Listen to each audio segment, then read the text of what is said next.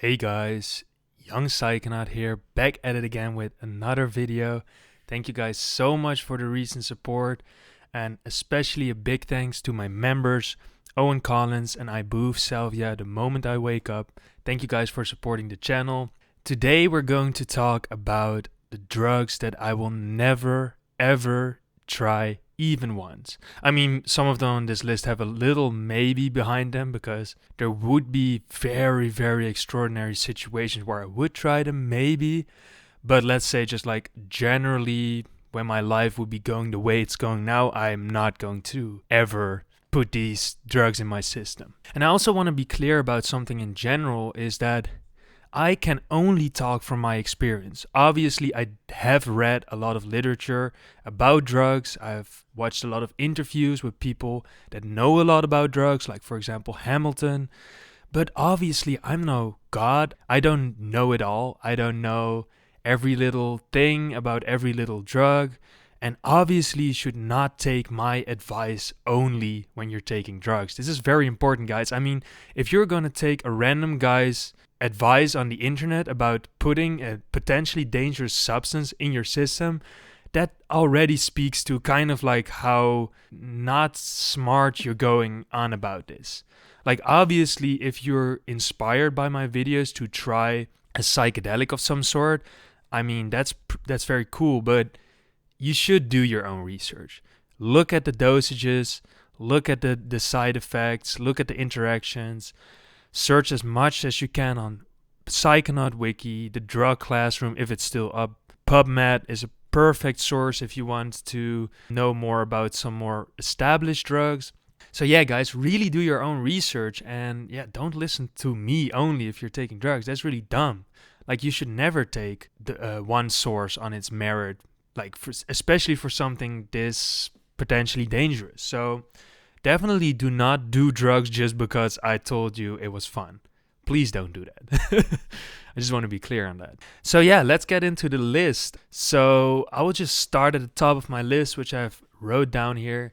And the first one that I'll never try is cocaine and crack cocaine. And I'll put them in the same category. Obviously, they're different substances, but in a sense, crack cocaine is just like a boosted version of cocaine. Obviously, the effects can be a little different, but in a sense, a small dose of crack would be a high dose of cocaine pharmacologically.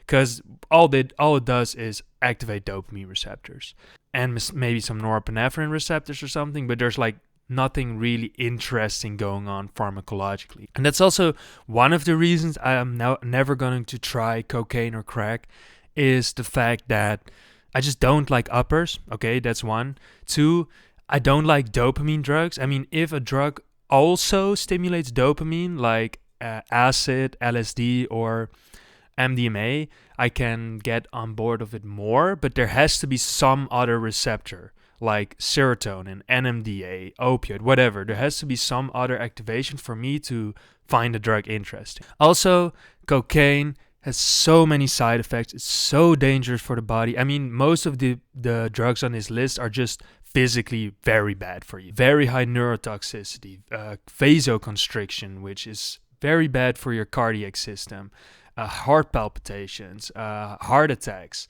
And even if you do it once, a small dose, you can get these effects. This is not like, oh, you have to do it for months or years for these effects to creep up on you. No. With cocaine, it's instantly bad for your body. Also, I mean, I've talked about this in the past, but cocaine is just one of the most crime-ridden, like, body-trailing drug ever. Like, understand where cocaine comes from. So cocaine is grown in South America, but do you think they just, like, buy a farm, grow some cocaine, and then ship it to Europe or whatever?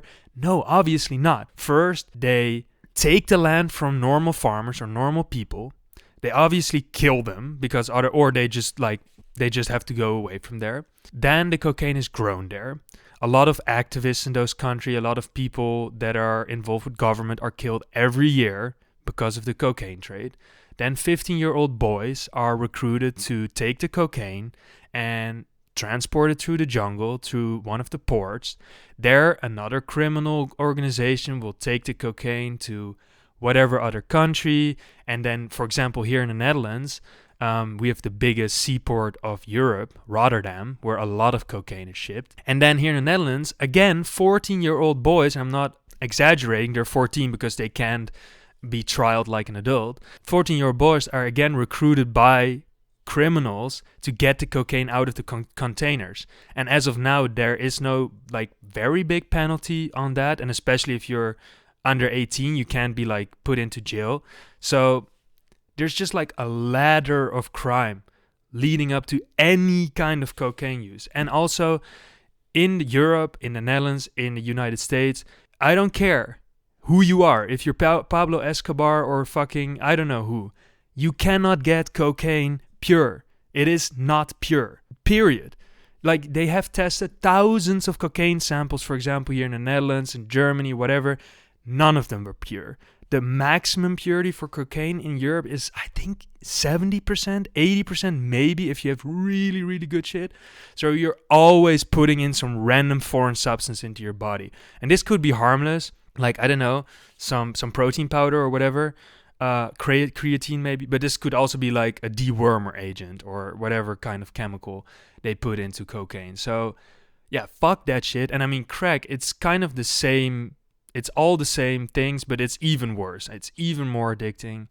It lasts so short, and like in like 30 minutes, you're already getting anxiety attacks. You're already getting withdrawal symptoms. And I don't mean like withdrawal as in that you're physically addicted, but as in rebound symptoms, just like from overstimulating your brain on dopamine, and that's just not good for your system. Also, I mean, this is also very important for me personally, but someone that is very, very, very close to me, a family member, has had a lot of problems with cocaine, and they have told me about it, and they always told me, like, I have used weed, and I'm just talking from the perspective of that person, like, I've used weed, I've used MDMA, I've used all these different kinds of drugs, but with cocaine, those were the kinds of people that were just the most degenerate friend groups, like the most, like, we're friends because there's cocaine, but when the cocaine runs out, like, it's not gonna be pretty in the friend group. Like, that's what he told me. Like, cocaine fiends,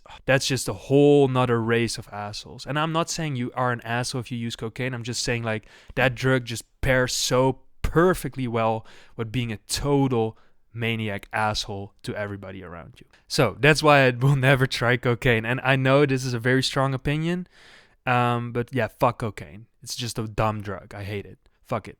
Okay, so the next one is kind of similar in reasoning, maybe a little bit less when it comes to the crime-riddenness of it, but it's speed, amphetamine, or basically any kind of amphetamine derivative. And this is a really fucking long list. I'll maybe put it up on screen or something, but yeah, I mean, it's just very neurotoxic. Even in small doses, amphetamine has been shown to be neurotoxic, depleting of the dopamine reservoirs.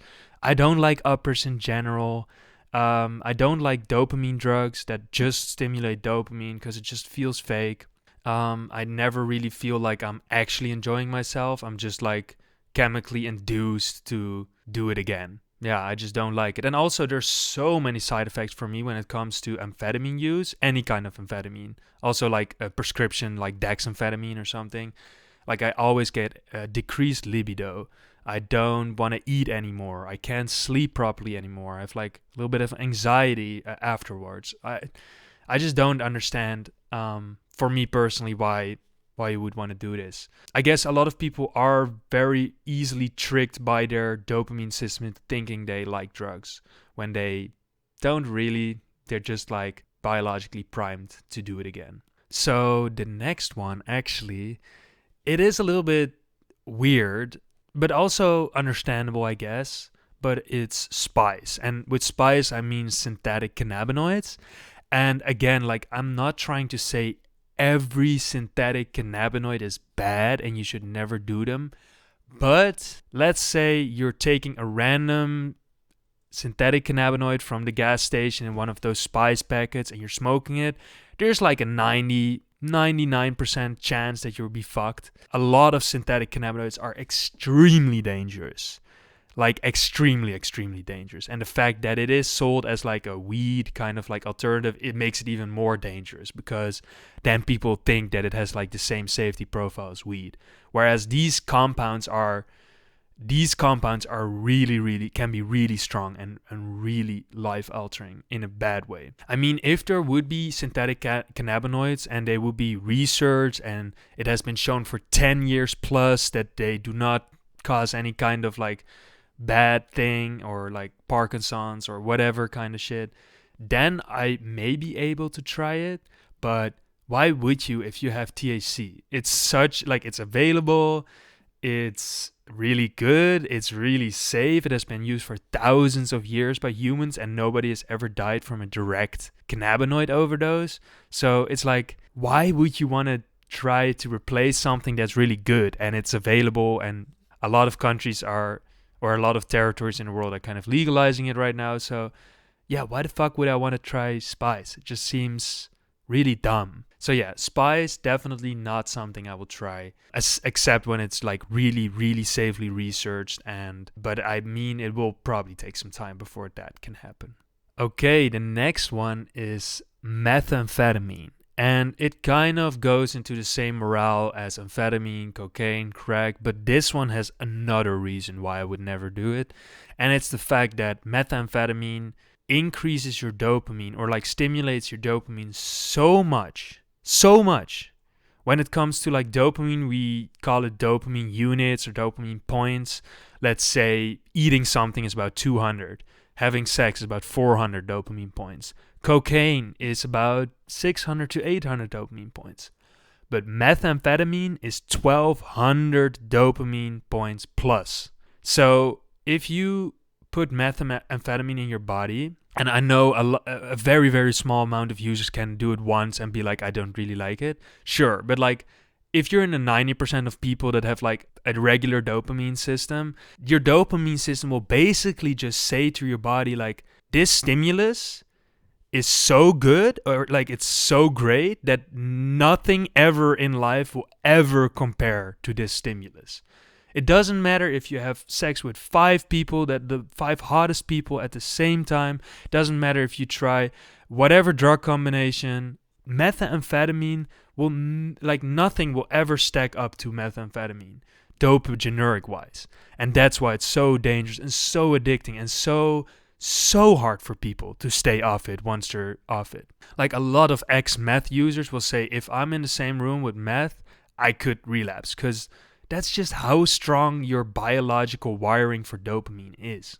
And that's just why it's so sad. Why would I want to be neurotoxic, stay up for 12 hours, tweak, and then like not be able to enjoy the rest of my life? What the fuck? Like, why would you ever want to try this substance? I don't understand why people are so drawn to this. Obviously, it's also about income disparity. It's also about, especially in the United States, it's about like becoming homeless and finding some way to deal with it, I guess. But I mean, come on, guys. There's so many more very illegal, very, very, very good drugs that will not mess up your life as much as meth. And I have known multiple meth heads, and I'm not saying this like, oh, I've known them, I've seen them in the street. Like, I've been pretty close friends with some meth heads. Not anymore though, but they also stopped using meth, so that's really nice. And they also told me like, I have tried to quit 10 times, 15 times. Every time I smashed all my glass pipes, whatever, and like 2 weeks later I was back on it again. I think now he really stopped using it for a few years, so I hope he can continue that. But once you get hooked on it, it's basically, it will set the stage for your whole life after that. The next one I put a maybe next to, so I'm not 100% sure, but GHB or GBL. Actually, somebody very close to me used to use it a lot. He stopped using it a few years ago, which I'm really glad he did, because when you're under the influence of GHB or GBL, you're just not there. It's a GABA drug. It's like kind of similar to benzodiazepines in the sense that you are just very uninhibited.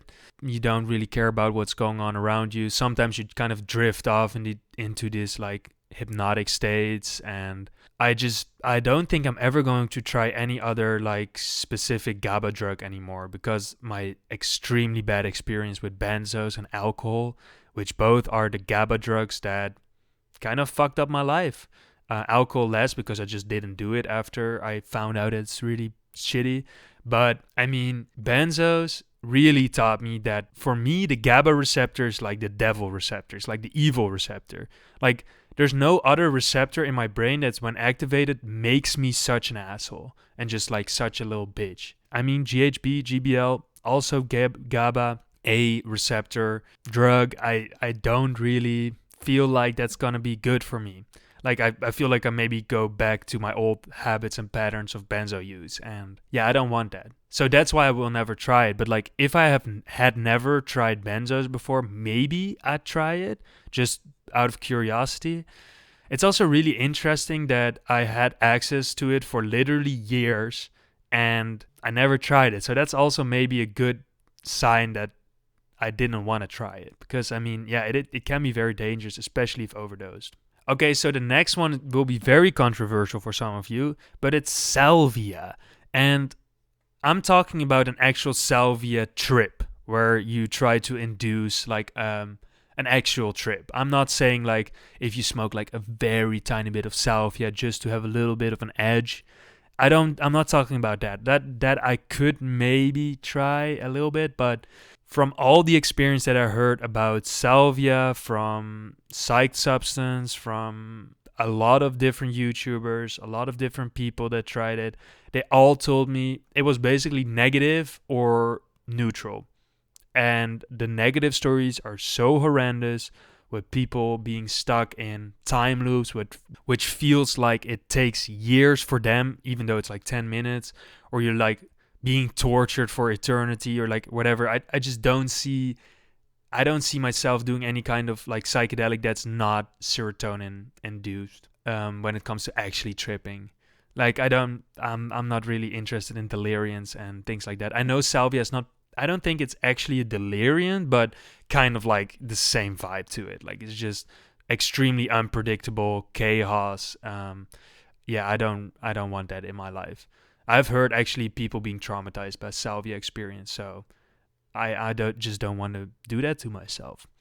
But like, from a physical standpoint, it's probably fine. Yeah, I think with that, I'm also going to say right about now that I'm also never going to try a strong deliriant. I have been delirious few times in my life, especially on the combination of MDMA and benzodiazepines.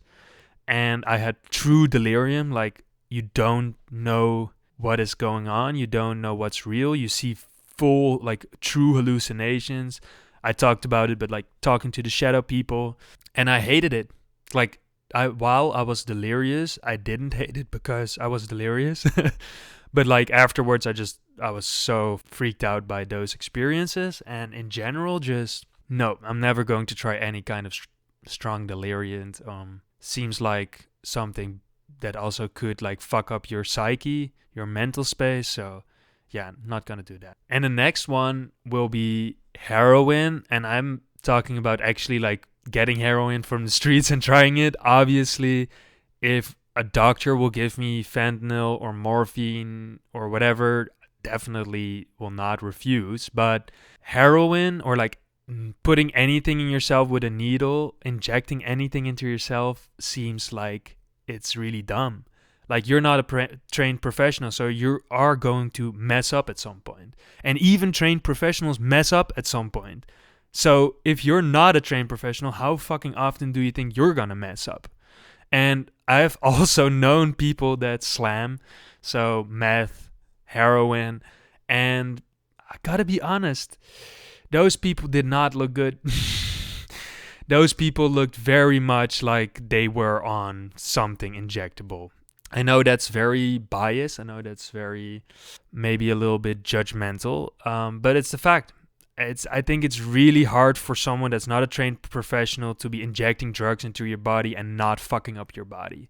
Also, I mean, heroin itself, if dosed correctly, is not actually that bad for the body, but I just don't want a risk of like infection or like any kind of problems with like injecting. So if I can get it from a doctor at like a drip, morphine, okay, sure, I'll try that.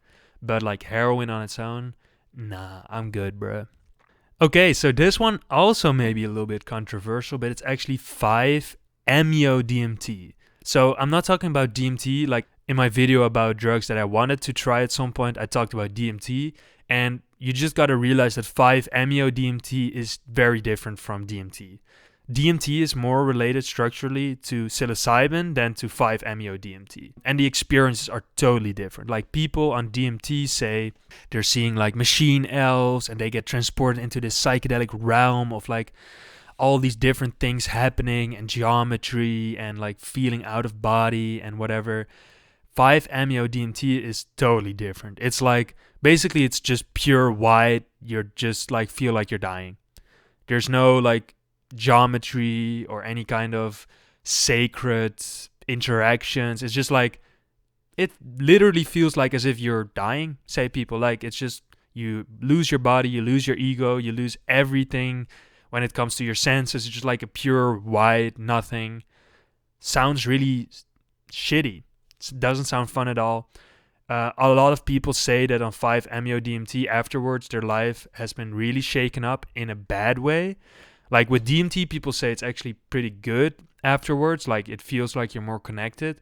With 5-MeO-DMT, people actually report them feeling like reality is fake, or like they're in some sort of simulation or something, which I do not want. Why would I want that? I love my life. I love my partner. I love how we live. Why would I want to fuck with that whole vibe? I don't really like, people want to explore their psyches. Just do DMT. Don't do, or like you can do 5-MeO-DMT, but I don't think it will really give you anything positive, except maybe a really good story of you going to the toad venom forest. And you can buy 5-MeO-DMT in the Netherlands legally. You can get it shipped to your house, so it's not like I can't get it, but yeah, it seems like an experience I do not want to have. Okay, and then we get to the last drug I will never try even once. Maybe I forgot some, but it's PCP. And as you guys know, I like ketamine a lot. I like 2F-ketamine a lot. So why wouldn't I try PCP? And the reason is that PCP has been replaced by ketamine for a very good reason. And that is, it is kind of like a strong, I don't want to say deliriant, but it can get you into a very like, should I say like aggravated state. Well, it can really like get you into a really deliriant like state, where you're just kind of like not really sure what's going on. Maybe some true hallucinations, but also just like, it seems really risky and physically also maybe not that safe. Also, it's an extremely strong anesthetic, so if you're going to hurt yourself on anything, it will be PCP. So I don't really see why I would want to try that. Yeah, also smoking dissociative seems a little bit tricky. Like, that seems just very like a slippery slope where you just kind of like hit it way too much. So that's why I don't think I want to try PCP. But yeah, so this was the list of drugs that I'm never going to try even once. Probably I'll add more once I discover more drugs that I definitely do not want to try.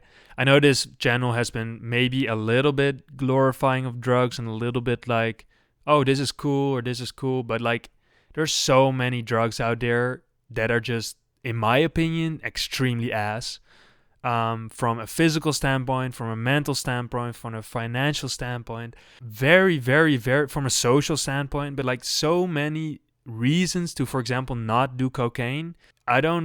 If you really see all those reasons next to each other, why would you even ever want to try that? Even out of curiosity. But yeah, I mean, everybody has the right to do whatever they want, I guess. If you want to put these substances in your body, feel free to do it. I'm not going to recommend it based on all the evidence and all the experience that I have. But yeah, I mean, I can't stop you.